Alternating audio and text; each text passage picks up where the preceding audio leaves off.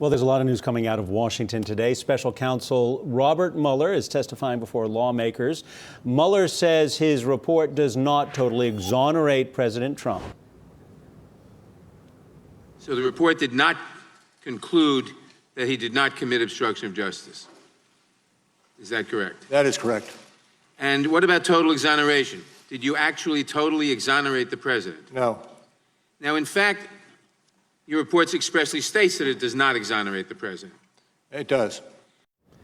President Trump has been tweeting this morning. He wrote, "No collusion, no obstruction." Joining us now, Yahoo News chief investigative correspondent Michael Isikoff. As you watch these hearings, what's standing out to you? What should we interpret from what we're seeing? You know, look, the Democrats probably got their best soundbite, such as it is, from the one you just played.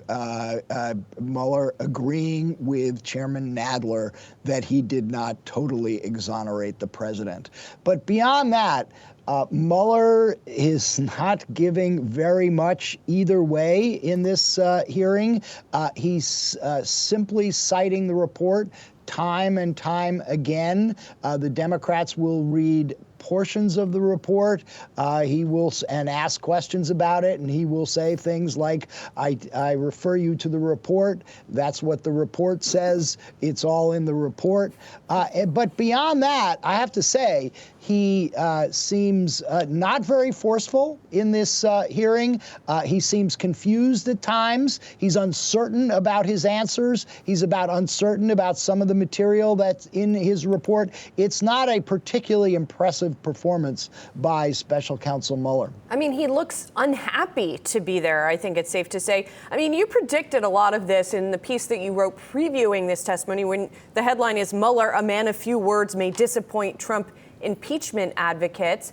And you also explore the idea of whether he is indeed constrained in his answers because he wants to be or because the DOJ has constrained him. Do you think we have any more insight into that after today's testimony? I think it's clear time and again. He says, I'm not going to get into that. That involves deliberative matters.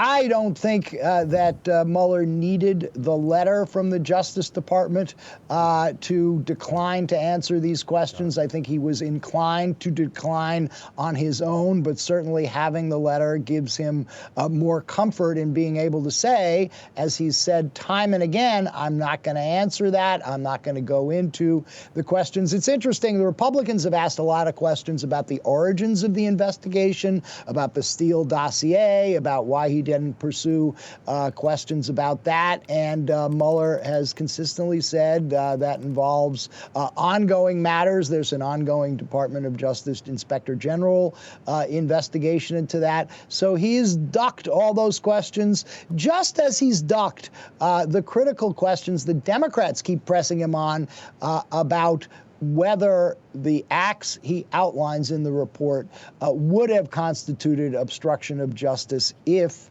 Donald Trump was not president. Hi, quick question. You know, definitely the Democrats got their money quote right off the bat with Nadler. But do you feel that this closes the loop, considering how tight everybody is in their opinions? Does it close the loop, or does it open it further to more inquiry down the road? It's hard to see how this is going to change anybody's minds on either side. The Democrats are making some ground by being able to simply read portions of the report, but Mueller is not helping them in any way other than saying, yes, that's what my report says. So, Michael, I'm curious, you know, everything we've seen, it would seem Nancy Pelosi is actually the big winner here in the sense that it gives her the ability to say to Democrats who are pushing for impeachment, don't have the goods to go there. Well, I don't know that Pelosi would want to put it that way, because she'd offend a big chunk of her caucus right now. She's playing this very delicate balancing act where she's trying to appease them and saying we will proceed with the investigations without formally initiating an impeachment inquiry.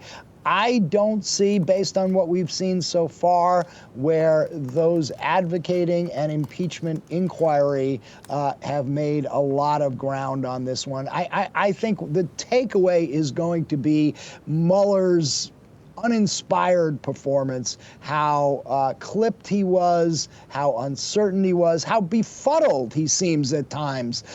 It's not the kind of forceful testimony that I think the Democrats would have hoped for that would advance the cause of impeachment. Michael Isikoff is Yahoo News chief investigative correspondent. It's good to have you back here on The Move. Anytime.